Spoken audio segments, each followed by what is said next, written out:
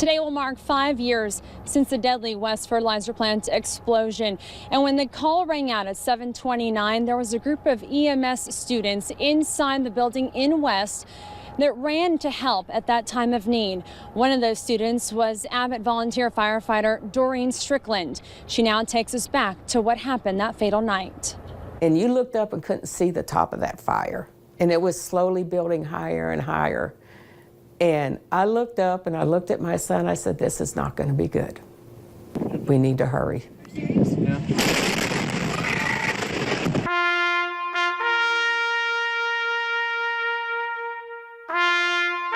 You know what? We lost them in the line of what they love to do.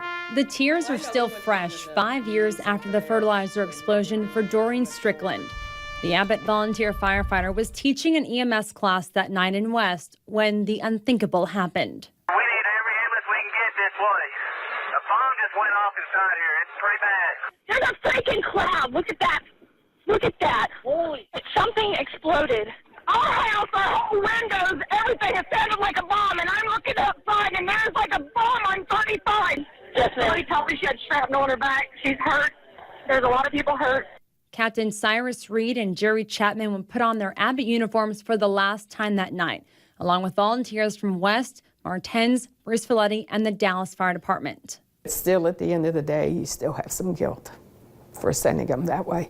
People were flying, you could not see through.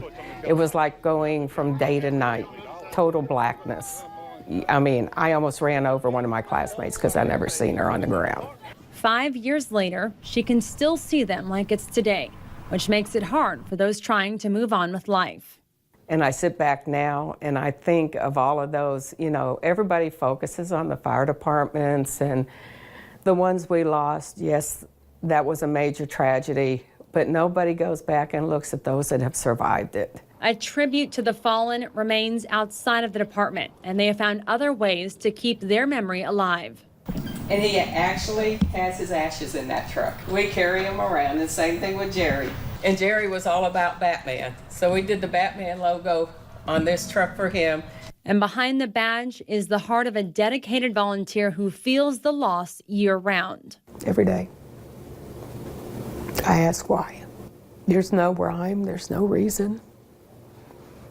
And whether it's just a song that comes on the radio or driving through saying, oh, wow, it's still there. The pain goes even deeper as some feel the first responders who weren't from West weren't properly honored for their sacrifice. I understand being focused on your community and everything happened, but there's other people that lost a lot too, including their children, their husbands. I mean, you had a Dallas firefighter there. How often do you hear of his name? You had, you know, you had a Bruceville Eddy firefighter. How often do you hear his name? But Doreen knows they did it with no expectation of recognition. It will never be forgotten. We will never stop shedding tears.